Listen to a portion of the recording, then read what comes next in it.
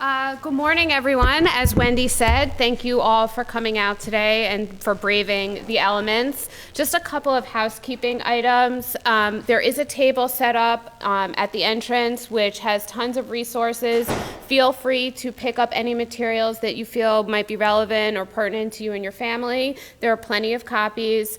There's also a clipboard going around with a sign-in sheet asking for people's names and email. It is optional. The Drug and Alcohol Task Force is trying to put together its own database so that we can, be sure to get out any information that we have about special events or information that we want to share with the community. So if you just want to put your name down as being an attendee here, that's fine. But if you want to be added to our database, please feel free to include your email. I do just want to let people know that, unfortunately, one of our panelists has not arrived yet. We're not really sure. We can't get in touch with the person from the DA's office, Susan Brownbill-Vega. We have people working on it. So we're going to just switch up the order a little bit from our original intended format, and hopefully she will be joining us shortly. People know to escort her in as soon as she arrives, okay? So for those of you who don't know me, my name is Emily Vallario, and I am the Director of Community Services for Scarsdale and Edgemont Family Counseling Service. I am also the Program Director for the Drug and Alcohol Task Force and a Youth Outreach Worker at Scarsdale Middle School. For today's community meeting, we have asked our distinguished panelists to share their expertise as it relates to underage drinking and house parties. And to set the stage for this program today, we are going to show you a very short video clip. High school graduation. A huge milestone in life. A time for celebration and conflict. This is so unfair. This is Jack, high school senior, soon to be college freshman. It's a graduation party. Literally everyone's going. And this is Dan and Cindy, Jack's normally very supportive parents. It doesn't matter. That's 20 miles out of town. 100 high school kids drinking and on the road? That's not gonna work for us. 17-year-old Jack can see his social life crumbling before his eyes. As long as you're in our house, you'll live by our rules. But I already told all of my friends that I'd be going. Dan and Cindy weren't quite prepared for Jack's response, so they try compromising. Hey, what if you invited them all over here instead? Yeah, right. They want a drink. They don't want to come here. This gets Dan and Cindy thinking. Jack and his friends are gonna get their hands on alcohol somehow, and the next thing you know, they'd be on the roads. If we're too strict about it now, he'll just rebel and binge drink in college. What if he's the only one who's left out? He'll lose all his friends. I guess I just won't do anything for graduation. Okay, what if we bought the beer and you stayed here? Would that work? Yeah, that sounds okay. When Jack's friends arrive, house rules are clear. That's right. Everyone's giving up their car keys. And nobody's leaving until morning. Just to be extra safe, Dan and Cindy lock those keys up, so nobody gets any ideas. Dan and Cindy have a plan to keep these kids safe. We'll be in our room. Where we can hear you. If you need anything. With Dan and Cindy in their bedroom, they feel they're close enough to know if something goes wrong, but far enough away to have a little peace and quiet. Okay. We're going to cut it off there because the rest of the video goes on and on. But I think you get the point. And watching everybody's body language and faces, I saw a lot of smiles and a lot of nods. And I'm sure that this is a scenario that many of you have heard from people within the Scarsdale community. We're not immune to it here in Scarsdale, but it is not a situation that is unique to Scarsdale by any means. So as many of you know, the Drug and Alcohol Task Force, in collaboration with the school district and the administration, administers a biannual student survey on the use and perceptions surrounding drugs and alcohol. The most recent data that we've collected in 2017, and we're about to survey again in February or March, so any of you who have any students in the 8th through 12th grade will have students who are surveyed about their use rates and their perception of use rates. But our most recent data indicated that nearly 40% of all high school students had used alcohol in the 30 days preceding the survey. For seniors, that percentage was actually 52%. Of the high school students that did use, 57% reported that alcohol in their home or in a friend's home was how they were able to access alcohol. When you consider these numbers, raising awareness and getting informed on the issue of social hosting is absolutely critical for parents. Oh, great. Our panelist walked in just in time for her introduction. Wonderful. So on that note, I would like to introduce our panelist, Susan Brownbill-Vega, who is an assistant district attorney from the Westchester County DA's office and is also the director of community affairs. Nice to meet you. I'm Emily Vallario. Have a seat. Next, we have Chief Matturro of the Scarsdale Police Department. We have Detective Jason Bronstein, who is our newly appointed youth officer and community resource detective in the Scarsdale Police Department. And we have Dr. James Bregman, an emergency room physician at White Plains Hospital. Okay. I'm going to give everyone just a minute to get comfortable. Emma, I know you wanted to take a quick photo. Were you able to get that?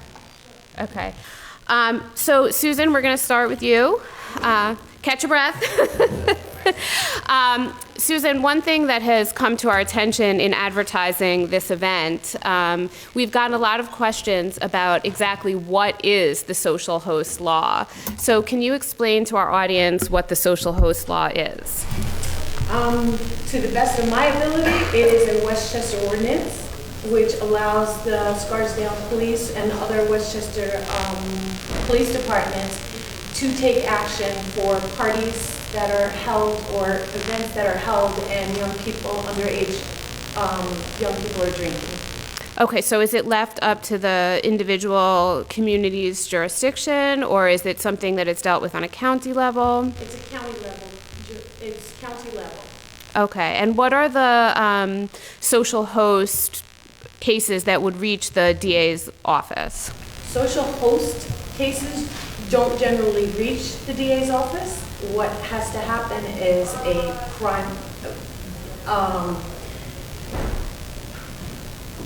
it has to be upgraded to endangering the welfare of a child. Okay. To reach the DA's office. Okay. So can you give us a little bit of background about the social host ordinance, when it came into effect, and... Okay. There you go. 2008 is when it came into effect, and what it allowed local police departments to do is get involved when they got calls from neighbors and others that things were getting tumultuous and out of hand. At a party? At a party, yes. Okay. Yes. Okay. All right, so Chief Matturro and Detective Bronstein, can you share how social host ordinance is enforced in Scarsdale and how the Scarsdale Police Department handle house party situations? Yes, well, Detective Bronstein will talk about the operations and how patrol responds. We have a long philosophy of working with Scarsdale, Edgemont, Family Counseling, and our partners at the schools to try to prevent these things from happening before they become a problem. We take it very serious and we enforce it aggressively. Each situation is different, so it depends on the set of circumstances, but we want to make sure the kids are safe, the community's safe. There's a lot of things that happen in relation to these parties. There can be vandalism, there can be some criminal mischief, noise complaints, driving while impaired. We've had situations where there's been alleged sexual assaults that go on as a result of consuming the substances. So it's something that we take very seriously, and again, we try to prevent it before it happens. The other thing, and I could talk about it later on, is that although we're aggressive in this, we want people to understand that there's that 911 Good Samaritan law, that if there is a situation where a kid is intoxicated to the extent where there could be some physical harm to that person, or whether it's alcohol or drugs, they could call 911 and no one is going to be prosecuted for doing that. They're not going to be arrested. There's not going to be consequences for being responsible and helping another kid, because we've seen over the years that there's been situations that went tragically wrong because kids are afraid to call, or parents are afraid to call. So we encourage that. But Detective Bronstein can tell you how we respond as patrol.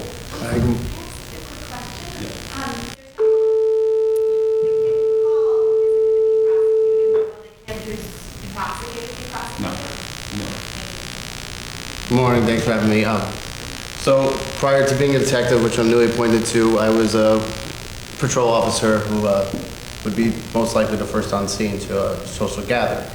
We would usually be told in various ways about these parties, whether it's a neighbor calling a noise complaint, the school, or maybe parents who were having a party that they had control of, that a lot of unwanted guests came and brought items that were not wanted.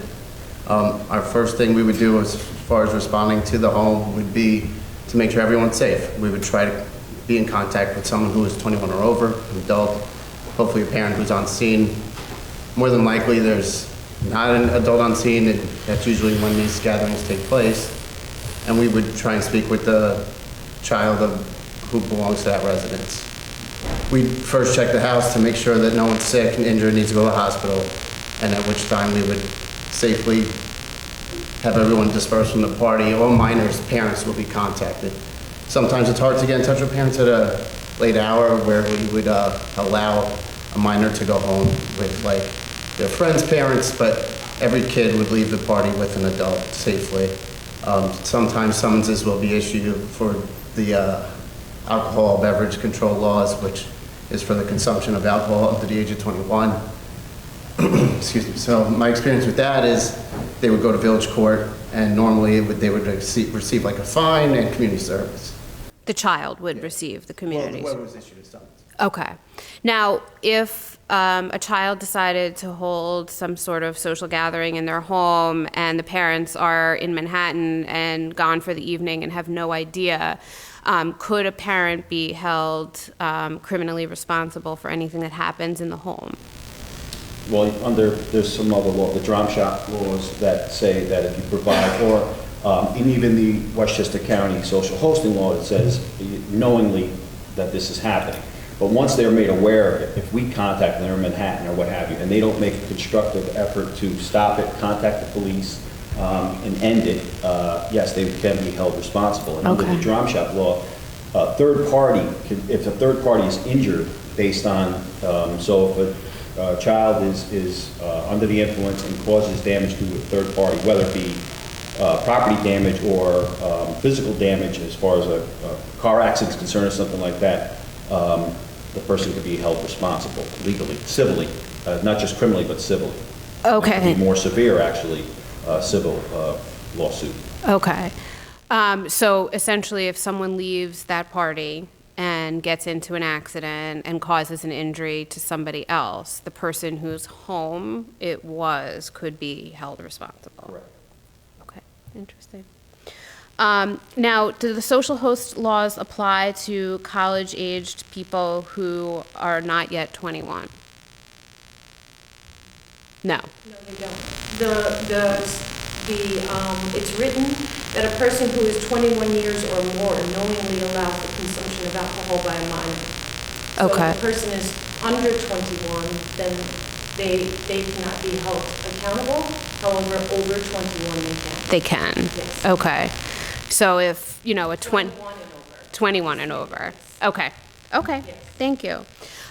In the event that, you got called to a party and, you saw that there were kids who were physically ill, what would be the next step? And, maybe then Dr. Bregman could speak to what happens when kids come in through the ER who need medical attention.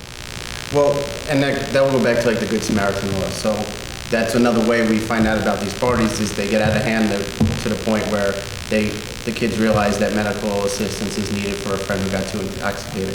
So the person who is intoxicated, as well as the caller, would not get in trouble for seeking medical assistance for that person. And our first course of action would be to get that person to a hospital if it needs to be. They would be examined by the medical services, and it would go from there. And that would be our focus of the attention, not the party. We would just have everyone safely leave back to how I said first time. Okay. So in your experience, do you find that the kids are forthcoming if you walk into a party and you see kids are visibly sick? Do you find that they're willing to share, what's been going on in the evening, what kind of substances have been ingested? You'll find one or two. You'll also find a lot of kids run away, but you're getting there. So yeah, there's a mixture of both.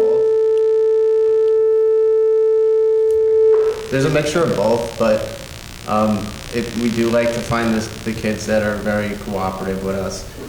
The cooperation helps us be able to use discretion and just notify their parents. When we lack the cooperation, that's when we have a situation where multiple kids will be issued summonses, because the summons does not necessarily have to only go to the person who lives in that residence. It's any minor who's consuming alcohol. And, you know, normally that can, like an example would be when we get to a party in the backyard and there's a group of kids congregated around a table playing a drinking game. They're all responsible for consuming that alcohol, and it doesn't even require them to consume the alcohol. It's the intent to consume the alcohol is what the ABC law states.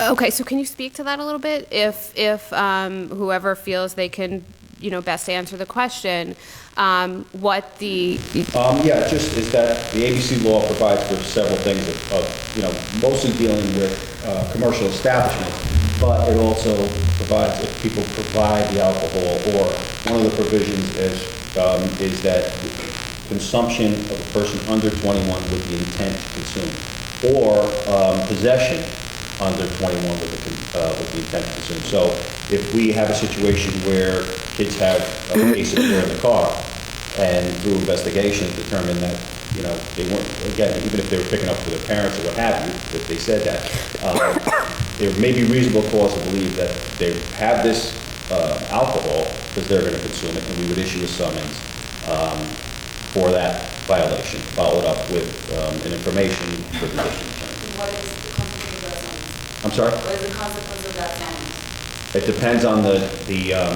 what the judge wants to do. It could be, like I said, fine with community service. But some of these, just so that everyone's aware of it, and I think people are already, is that some of the penalties aren't very severe. The social hosting law, depending on the number of times that they violate the law, the fine increases. But another thing to take into consideration, every time we respond to one of these calls, it's a matter of public record. And we have more control over Scarsdale Inquirer, 105.83, Scarsdale Mom, Scarsdale Buzz, what goes on social media. But this is out there, and you know, and sometimes people feel that that's even more of a deterrent, not to be involved than the actual penalties of the law. Whatever it takes to keep these kids safe is what we feel is you know, very important. So, but that's just another consideration. When we show up, we make a report on everything that we do, and it's public record, and it is released to the media. Public shaming. To clarify on this matter, if someone calls in, are they immediately, or when you show up and they come forward, are they immediately asked for their identification?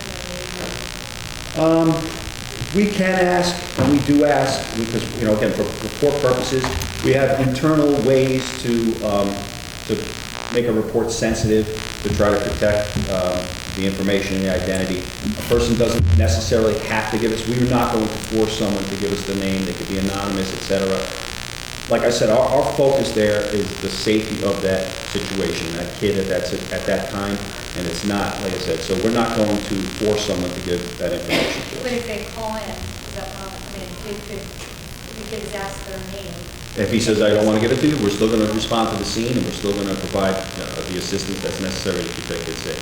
Okay, and the other thing, can you refer to something called DRAM? DRAM, it's just it's an old dram shop law. It's just basically Providing alcohol. Dram shop, that's an old school name for liquor store. they used to sell, I guess the measurement of the alcohol was in drams, and I guess so it's just an old term name, but it's again providing alcohol, and it's just that third party liability that gets attached to providing alcohol. Was there another hand up? If I could ask, it's not exactly on topic, but it's sort of related. If you had a situation like this where possibly someone who had issues that made them suicidal, and if that was sort of tied into this, what would you do? If let's say someone called in and said, I heard that this kid was possibly going to take your life or something like that, what would be a process that would happen? I'm not clear. Like maybe you would just call 911. Well, you mean if a resident called into the police department? Yeah. Okay. A resident called in about a neighbor. Okay. It's a what? Would it be a welfare check? Yeah. We always, I don't know what happens. any call that the police department gets, whether it's 911 or to our, non-emergency line, we investigate. Whether, and that's why police departments are busy, and we have multiple officers, on patrol to do that.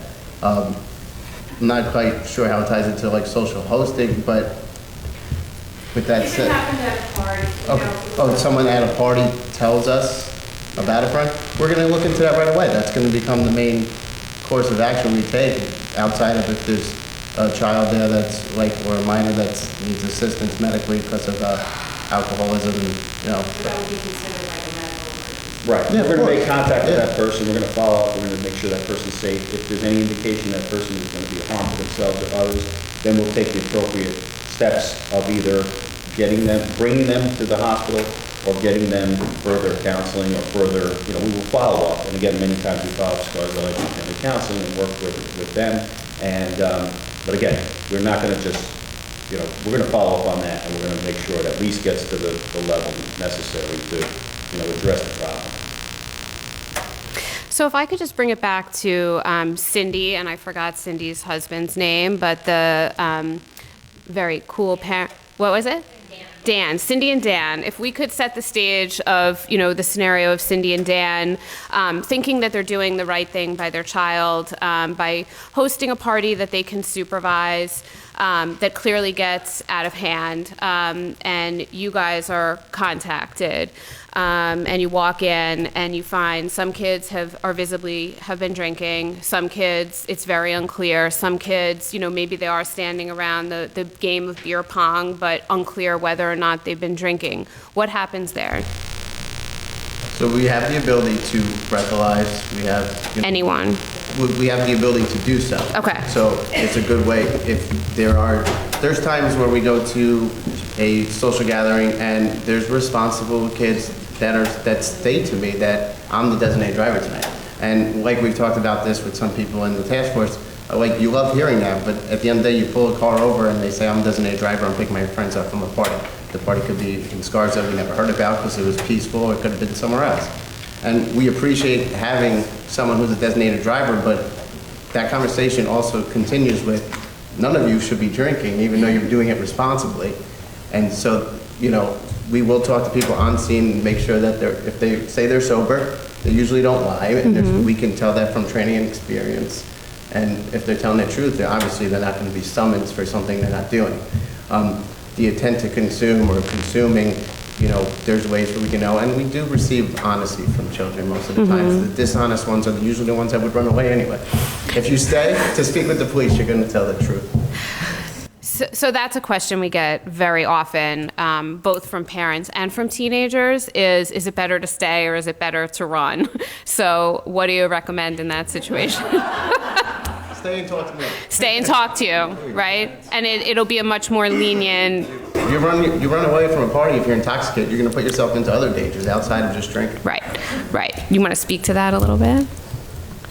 The risks involved, yeah. Like my chief was saying, a party where drinking is involved, they run away, could lead to criminal mischief where, we have a report of a series of mailboxes damaged or something in the same area of, there was a party there that weekend as well.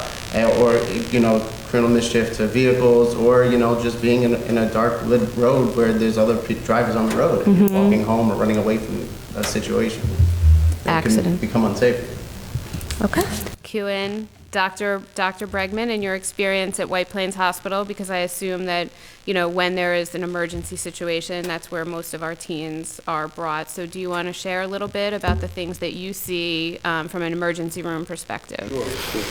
As an emergency physician at White Plains Hospital, we receive those patients that may be called either by the police or occasionally by parents who come to the party, scoop up the kids. Kids call on the cell phone, they say the police are here. Parents usually descend on the party. A number of them will bring the kids. Sometimes they overreact and they will come to the emergency room for us to evaluate their child. And we also receive those that come in by 911 calls that are occasionally extremely intoxicated. Over the years, we've had the whole spectrum from mildly intoxicated to, but colloquial is called alcohol poisoning.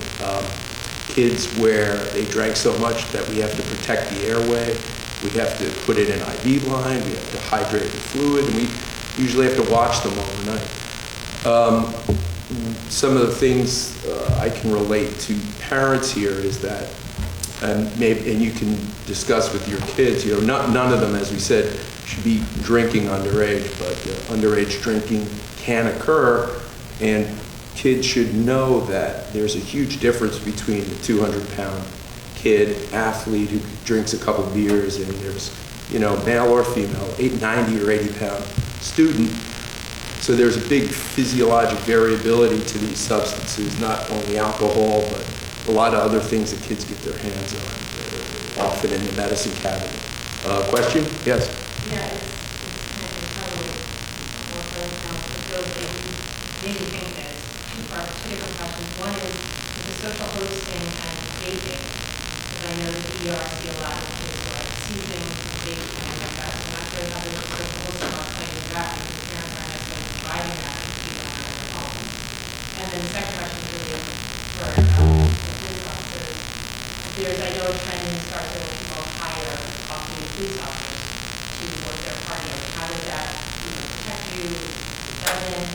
What is the role of police officers? To address the vaping thing, yeah, we're seeing quite a bit of vaping. The community here, and I assume it's prevalent across the country, the younger people vape. It's a thing with the Juul and other types of vaping instruments. It's become almost in their minds a replacement for cigarette smoking. I don't smoke. I vape. I have the Juul. I know my daughter bought one, and I had to talk with her about it, and she finally let it go. Hopefully, we'll see. But she and all her friends were doing this vaping, and what I've seen with vaping is that maybe on a one-to-one basis between cigarettes and a vape, there maybe is less particulate matter and less harmful vapor in a particular draw on that, but it's so much more easy to do that kids who vape tend to do it all day long. We see kids with their vapes, and they end up vaping so much that they've sort of overcome the so-called slightly improved health aspects of not having to smoke cigarettes.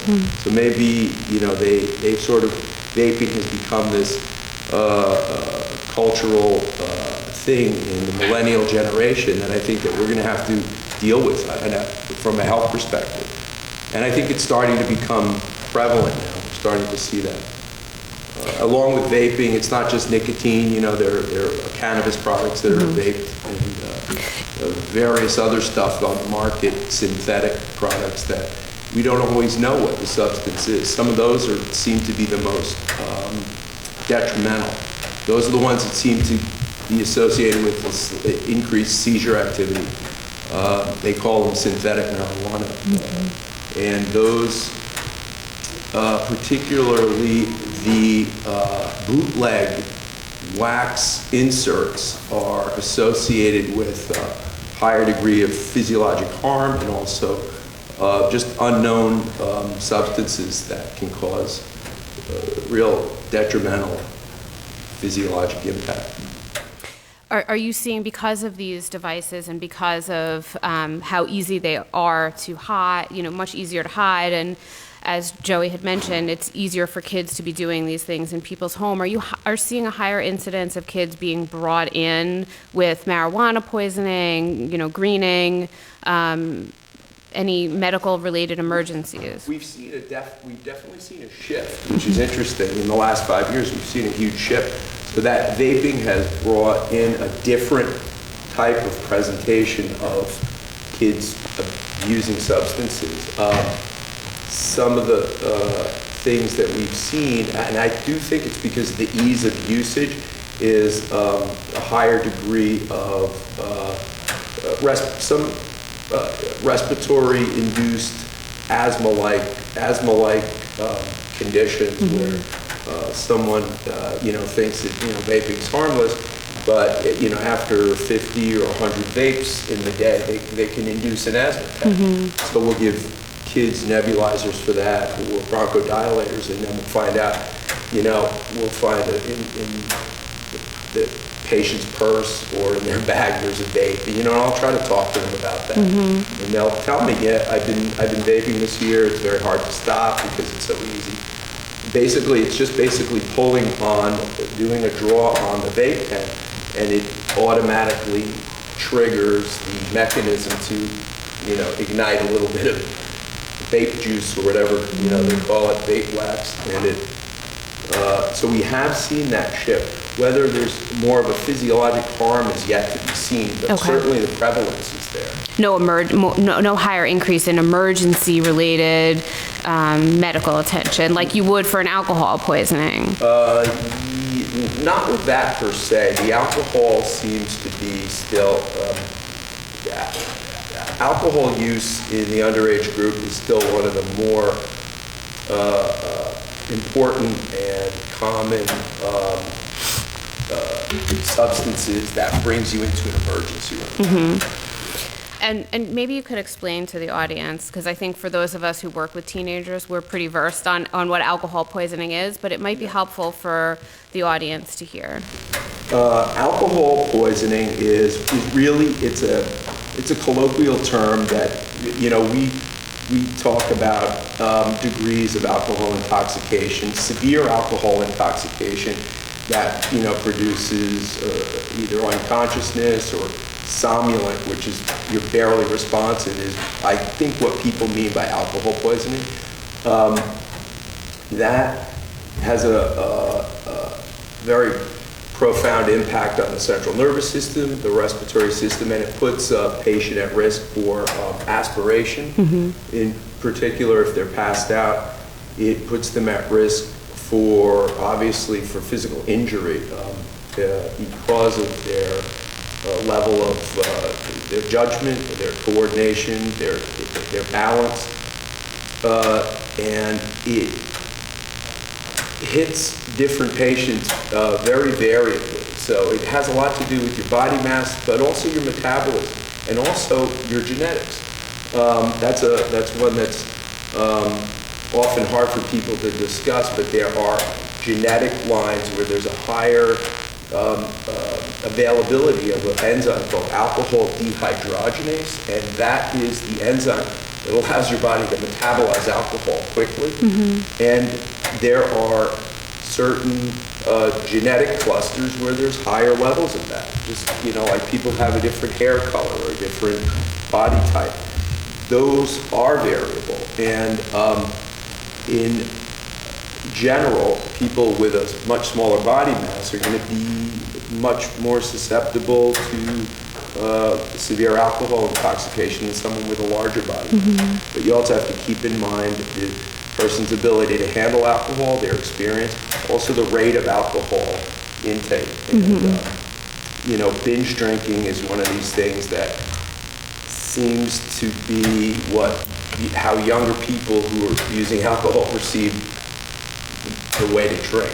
And, you know, binge drinking is another way to quickly achieve a severely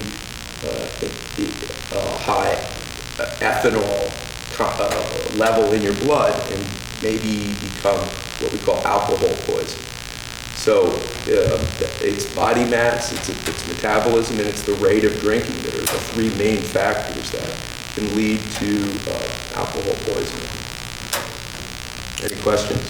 Yeah. I was going to go back to the post law. Okay, yeah. Yeah, that's fine. We have 15 minutes left, so I was going to open it up to questions from the audience. So can you guys give two parts? Can you give a general definition of what social laws are and the specifics of them if possible? And then also, often we'll hear a lot about kids pre-gaming at somebody else's home and then showing up to a party somewhere else. And so they're not actively drinking at the other person's home potentially. And I know a lot of parents are interested in hearing, what are my responsibilities, or what are the consequences of that if kids are showing up to my house, you know, inebriated, and it was not my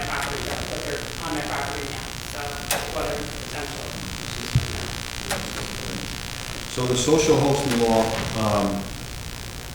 basically what the ADA said here was that a person under 21 knowingly allows consumption of alcohol by a minor in his or her home or other privately owned property. Talks about that the smaller gathering or whatever poses an immediate threat to public health, safety, and welfare of the residents of Westchester.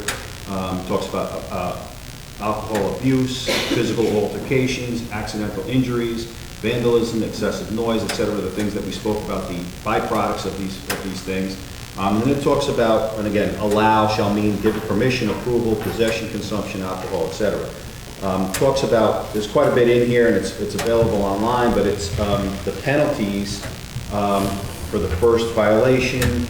It starts off at $250, goes up to $500, and then $1,000 in a term of imprisonment not to exceed 1 year, as far as that's concerned. As far as someone showing up intoxicated, as I said before, it somewhat would fall under the Good Samaritan law, and we would encourage people to call us immediately, because if you allow that person to stay in your home at that point, and you don't do something constructive to notify us, you may be, at that point, become liable, because that person's now in your house. And just quickly to get back to the question on police officers being hired, there was a misconception a couple of years ago. We don't allow police officers. We have police officers who work special duty for different things, for parties, for gatherings, what have you, construction, you'll see them on the street. We don't allow police officers to work these parties anymore, because there was going around that there was, you'd hire a cop, and it was tacit approval, and what was going on in the house, and we were basically there to make sure other kids weren't coming. And that wasn't the fact, and we didn't want to give the impression that we were, again, giving any type of approval to that type of activity, so we don't allow.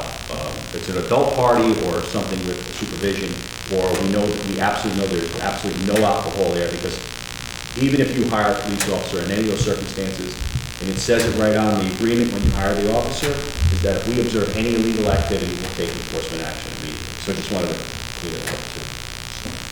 Thank you. I have two questions. One for the PR doctor. If a parent brings a child in, I know obviously not on the way to the problem, are you required to file a report if it's brought in improperly, like a child party or parent concern for alcohol or drugs? Is it handled this internally, or are you required to? It's handled entirely internally. The HIPAA laws protect all the medical information. So we're only dealing with the medical aspect of that accounting. So even if it's minor? Yep, that's correct. And then with regards to this particular thing, if you're called to a house, and I'm just curious, do you have the right if you're called to enter the property, or do you have to be invited in? If you're not invited in, are you allowed to enter the home? Are you allowed to walk on the property? Or does that have to be by invitation?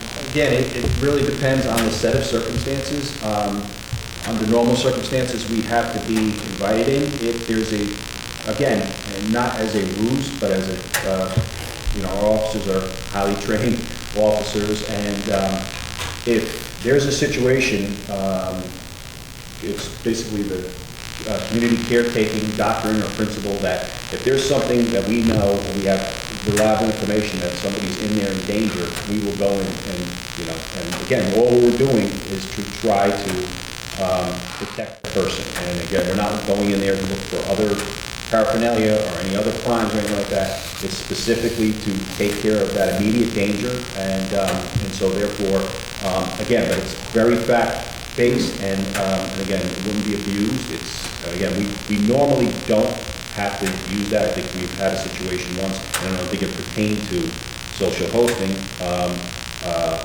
But again, we normally go through search warrant requests, and we either go through being invited in, etc. But there is a provision if there is a danger. So when people feel sometimes we'll just lock the door and not let the cops in, okay. But if there's a danger in there, we're getting in. So. I guess my question is, you talked a lot about what happens when a process is already in motion, and I think I would be curious to hear from you about what parents are supposed to do, because I think it sounds like legally there's a zero tolerance policy towards people under 21 drinking. And practically both of you have, or the two of you at the end have kind of, there's been a nod to, well, yes, sometimes there's a designated driver, or talk to your kids about the way that different people, different sizes, metabolize alcohol. So in some ways there's a little bit of a, like, it's a little bit like abstinence education about sex. It's like, I think that we're supposed, it feels a little bit like the 80s, just say no, and yet there's some acknowledgement that there's reality in there. And I think that for parents whose kids are younger, we're kind of like, okay, so what do we do? Do we say uniformly, we don't want you to drink ever, and like pretend it's not happening? Or how, what do you think we should do? I think Would it help if I answered that? It's a tough one. I went through this, I'm just talking as a parent now. Went through this with my children in Connecticut, and they underage drank, because I'm being honest here. I didn't condone it, but they did that. One of the ways I found out was when I tried to make my friend a vodka drink. And he said, "Where's the vodka?" And it was mostly water. So that was a hint. But things like that will happen. And I tried to talk to them about the realities of it. Yes, there were parties. There were parties where the police showed up. And I woke up in the middle of the night and I drove down the road and I got my daughter in the car. I got my son in the car. And I guess the reason why we're all sitting up here talking about it is you're absolutely right. Despite what we're trying to do, this is happening, and it's happening, it's prevalent. So your question is actually very realistic. So what do we actually do? It's a hard one. You know, it comes down to the individual parent. As an emergency room physician, my experience is I've seen some of the extreme effects, but I've also seen how kids have navigated this landmine in their generation and gotten to a point where my daughter and my son went to college not having abstained from what, you know, I know of them and from what they told me, and they had some then in their mind, and this is controversial to say, they had an advantage over kids in college because they already understood what some of the bad stuff that could happen. They had it on a personal level, and they were able to navigate that landmine in college better than kids who just showed up there who had never done any of this stuff. And, you know, my daughter was the one holding the girl's hair and, you know, over the toilet and stuff like that. Where so that's why we're struggling with these questions. And I think that it all comes down to, you know, how do we go forward? Also, from the police side, and I agree with the doctor, I also have 3 daughters with college, high school age. And again, when we show up and we respond to a situation, there's, you know, laws that we're obligated to enforce. But I definitely, you know, agree. We work with the Drug and Alcohol Task Force and Jay Genova, and, you know, prevention before it happens, or education. These kids are smart. I think the more information they get about the ill effects of tobacco, vaping, and alcohol consumption and drug consumption, they're smart kids. And I think by giving them as much information as possible and working with us. Now, when I say prevention, what I would encourage people to do is, before you have a problem, if you need to speak and get information or get some help or get some guidance or something, Detective Bronstein is a detective, but he's our community resource officer who's in charge of all of our juvenile operations and our older adult advocate work that we do. So, you know, I invite everybody, before there's a problem, you know, speak to us. If there's anything we can do, if we could help, we're not, and in that situation, we're not obligated. We don't create a report, and nothing is given to the media as far as those meetings and those conversations. So I would encourage a partnership, again, before we have a problem, to help you in those situations, because it's difficult. As you said, it's difficult. There's a lot of peer pressure, not amongst the kids, but amongst the parents too. So if there's anything we could do to help prevent it, we will. And I'll jump in as a mom. of 3 kids myself, the idea is to talk to them constantly about the issues of drug and alcohol use and make it known what your expectations are. When you're clear about your expectations, your kids tend to abide by your expectations. What's going on in the community is one thing, but what you expect from your child is another thing. So if you make those clear distinctions to your child, hopefully they'll abide by them and live by them. And that's the code I have with my kids. And, you know, knock on wood, you know, so far so good. But we know kids are doing things. We discuss those things openly. Everything is discussed in our home. You know, I'm taking off the ADA hat, I'm putting on the mom hat. Everything is discussed in our home, from drugs, sex to rock and roll.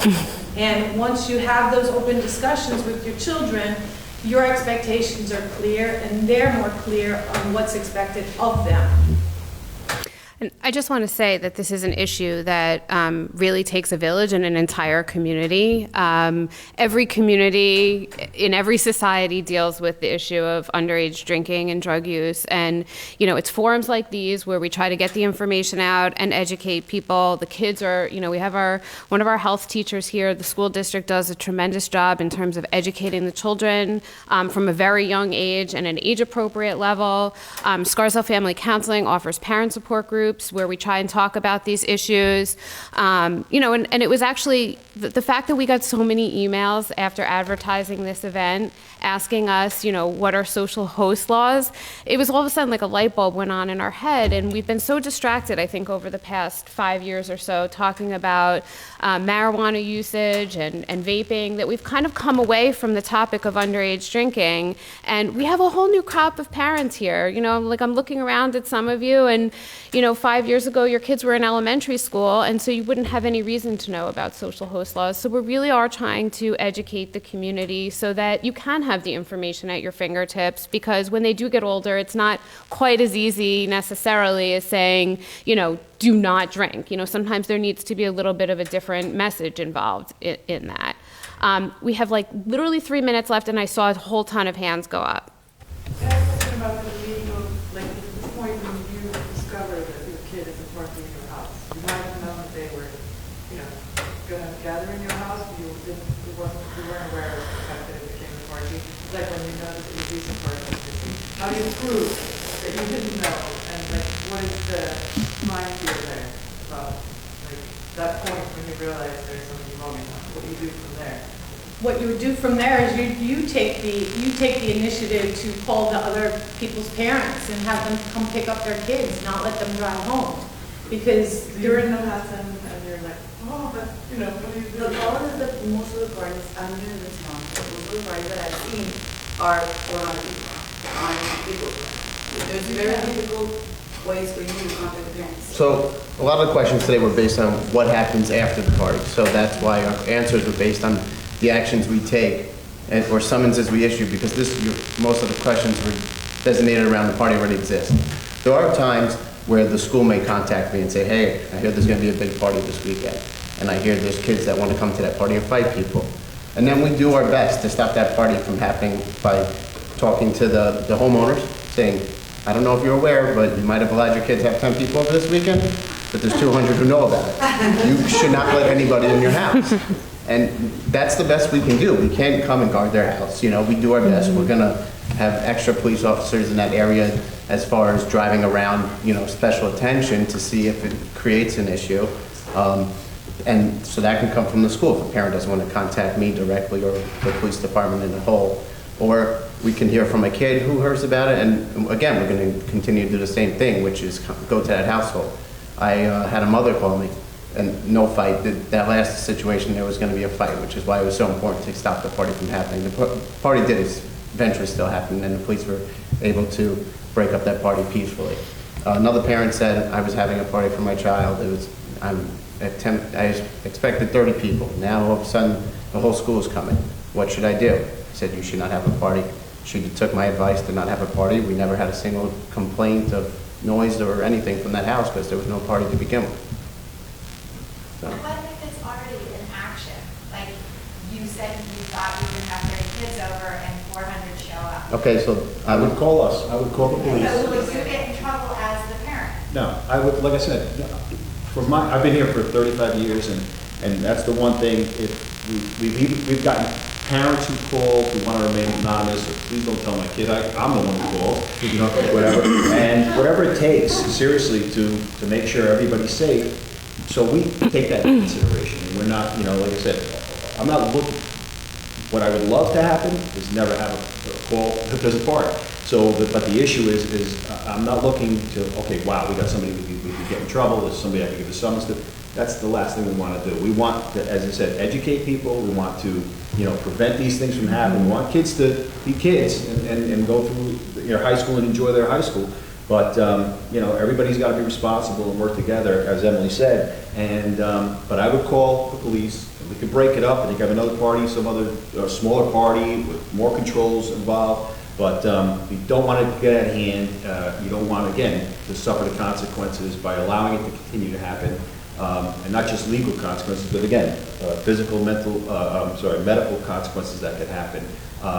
But you shouldn't not call us because you're afraid that you're going to get in trouble. We'd rather work with you, and like I said, and make sure. But again, we're not approving this, and we're not saying, okay, you know, this is the way to, you know, have these parties safely. No, you know, again, we'll work with you, but as I said, we're not going to be part of a problem of these parties. We're, you know, we'll be part of the solution. We're not going to, you know, act in that way. Lauren, did you have one question you wanted to ask? No? Okay. I do. Are kids aware of the social host laws? Are you talking to them? Yes, the kids are educated about social host laws in the health curriculum, in the high school, through civ ed and freshman seminar. I know Detective Bronstein is an integral part of the health curriculum, so they are well aware. As a springboard to that question is my question. Has a panel like this ever spoken to, I understand you can't maybe address the whole high school at once, but it may be more effective to have police officers, the DA, and ER professional as opposed to like a health class, where it's just looked at as part of the curriculum versus, you know, real life people I will encounter outside of school. Like, this is who I'll meet if I have this problem. Michelle, do you want to field that question? So, hi, I'm Michelle Gould. I teach 8th grade health at Scarsdale Middle School, and I work with Detective Bronstein. He joins my class every quarter. Been doing this for over 20 years now, having a relationship with the Scarsdale Police Department. Everything that was discussed here is discussed in 8th grade health and high school health as well. So the kids are fully aware. I think what's most important, to go back to the parent question, is to model healthy behavior. You know, and that's what I tell the students too. You know, I think if parents can model, just like you model healthy eating, exercise, and talk openly, like you said, about the dangers and the problems, and when you see a news story, open the discussion. Kids want to talk about it. They want to hear your point of view. They want to explore their points of view. I think that's really, you know, the best advice, but they're hearing it, so they're definitely hearing all of it. I think as a community, we need to give the kids more options. I mean, they want to hang out with each other. They want to have places to go. Like when I was growing up, we went roller skating every Friday night. And like, there's no place for these kids to hang. Like no means has like a hangout night where they stand in the freaking street and talk to each other. Like there's no place to communicate with each other and just hang. And I feel like Or a safe place. A safe place. I feel like maybe as a community, that's the biggest thing that we can help our children with, is a safer place that is a hangout place where maybe they can come drunk, whatever, but it's a safe place where they can hang. And I know the teen center was a disaster, no one went there. It has to be like something that maybe the kids come up with a place. Maybe, you know, there's an idea that they come up with where, you know, we're gonna go rock climbing, like the school, or ice skating, whatever. It has to be something that's cool that they want to do. It can't be from us because we're not cool. But like a safe place where they can just hang. I think that's the most, like the message is drug and alcohol isn't the answer. It's what you guys want to do together is doing something. Right, right. I mean, and that is a separate conversation. I think the purpose of today's conversation was really to raise awareness and to educate, and to look at the people on our panel as our friends and our resources and people who can really be helpful in this situation. As we said, there's so much value in prevention of these things happening. And if you take it back to Cindy and what was her husband, why can I not remember? Dan, thank you. It's like such a basic name. Take it back to Cindy and Dan, and what seemed to be like, the lesser of two evils could have potentially turned out to be, we didn't see the rest of the video, but, the stage was set for something that really could have turned out to be disastrous. And really just the purpose of today is to educate parents to know what potentially goes on when you host teens in your home engaged in underage drinking, whether knowingly or unknowingly. And most important, we hope that you leave here knowing that the Scarsdale police, that the emergency room, that the DA's office are on your side. While they're not going to promote you hosting parties in your home, they're certainly not looking to hang you or your children out to dry and ruining their futures. So. Can I just add that we as the district attorney's office are willing to work with the Scarsdale police in presenting programming to young people all the time. So you're welcome to call on us also. Okay, thank you so much. And again, thank you to all of you for coming out and hearing our presentation. Thank you.